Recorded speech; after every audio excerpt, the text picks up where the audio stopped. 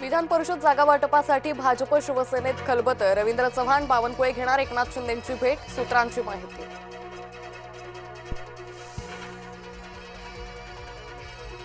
महागाईचा झटका, petrol diesel पुन्हा एकदा महाग।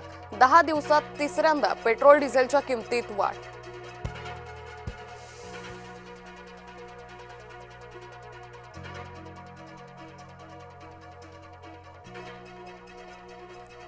इंधन दरवाढीवरून काँग्रेसची पंतप्रधान मोदींवर टीका। महागाई मॅन म्हणत साधला निशाणा।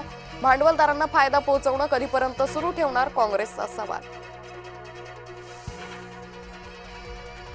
पेट्रोल डिझेलची साठेबाजी करू नका, मुख्यमंत्री फडणवीसांचं जनतेला आवाहन।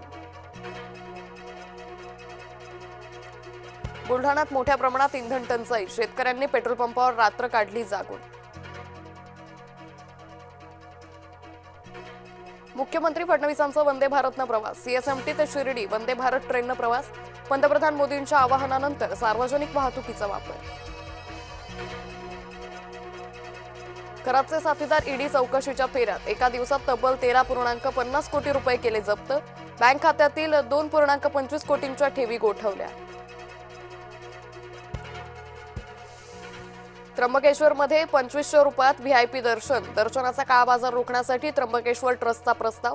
पूर्वी व्हीआयपी दर्शनासाठी 200 रुपये मोजावे लागत होते।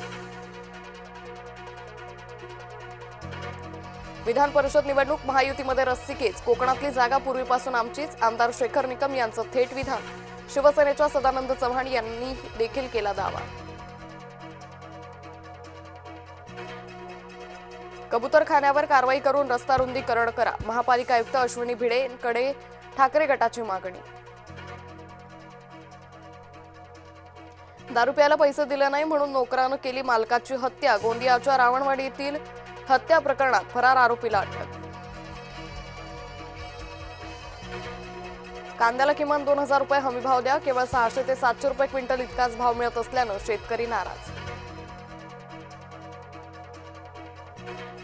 कंत्राटदारामुळे रुग्णावर उपासमारीची वेळ, नांदेडच्या बिलोली उपजिल्हा रुग्णालयातला धक्कादायक प्रकार। गॅस संपल्याच्या नावाखाली रुग्णालयातील किचन बंद।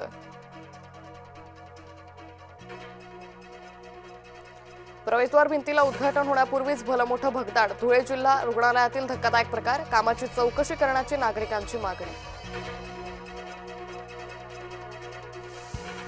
इलेक्ट्रिक कारला भीषण आग, भंडारा शहरातील नागपूर नाका परिसरातली घटना। कार मालकाचे लाखो रुपयांचं नुकसान, कार चार्जिंगवर असताना घडली घटना।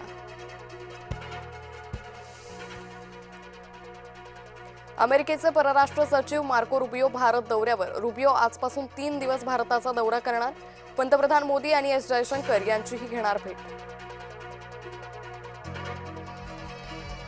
हैदराबादचा बंगळुरूवर 55 धावांनी विजय, तरीही बंगळुरू अंकतालिकेत अव्वल।